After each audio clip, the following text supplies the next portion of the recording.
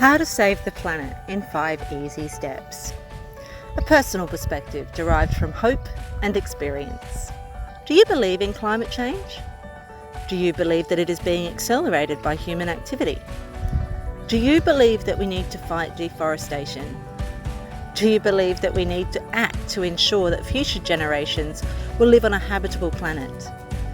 If you answered yes to any of the above questions, chances are you are feeling frustrated by the direction of government policies around the world.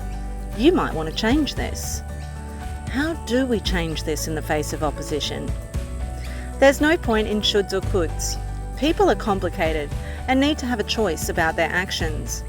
Ultimately, the only person we can control is ourselves.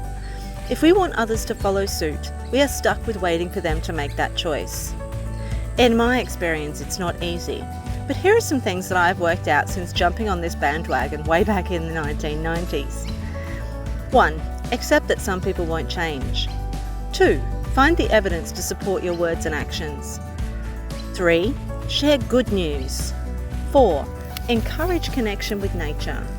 5. Accept that small changes are a great start. Not convinced? Please stay with me while I elaborate.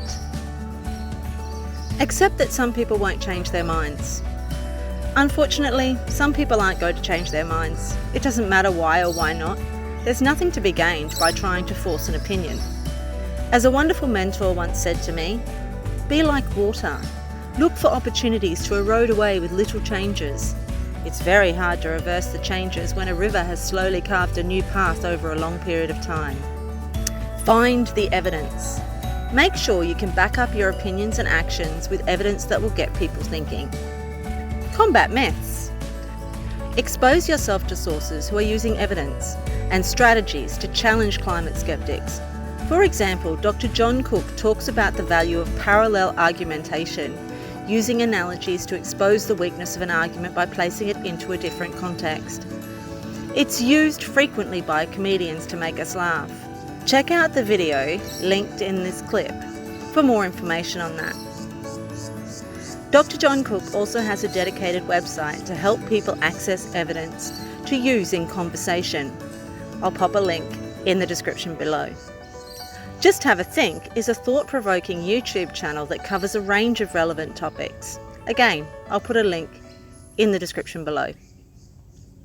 After watching one of the videos on Just Have a Think, I wrote an article on disruptive technologies, and I've had feedback from friends and family that they found it strengthened their hope in the future. That demonstrates our strength as writers. Share good news. I strongly believe that people aren't going to change the world as a result of a fear campaign. It certainly hasn't worked so far. Many people feel there's little point in action with all the bad news. Fear is not an effective motivator. Hope is. If we share hope or fear balanced by hope, people are far more likely to make small changes. In fact, I've had comments from family, friends and colleagues that started about solutions like those in It Starts With a Trickle. It motivates them more than anything else. Encourage connection with nature. There are many ways to connect with nature, from the kitchen to the garden to art and more. Recently, I interviewed Alex from Little Bee's Secret Garden, and she reminded me of Sir David Attenborough's quote, "No one will protect what they don't care about, and no one will care about what they have never experienced." We need to nurture nature connection. If people experience nature, they are more likely to care about nature, and then they are more likely to make changes to help nurture it in turn. Accept that small changes are a great start.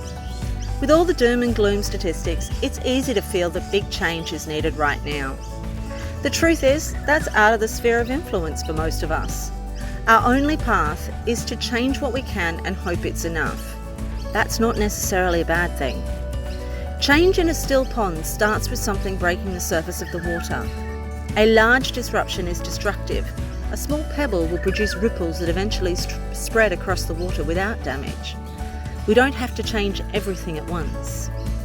Change isn't easy, and for a lot of people, even the tiniest change is a big compromise. If we are kind and recognise the smallest efforts, we create the conditions conducive to bigger efforts. Most change is exponential. It starts slow and builds momentum. It starts with a trickle and becomes a flood. I'm reminded of the quote from Anne-Marie Bonneau, the zero waste chef. We don't need a handful of people doing zero waste perfectly. We need millions of people doing it imperfectly.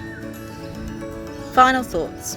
The effort to save the planet doesn't need to mean huge changes for individuals, but it does mean a huge number of individuals making changes.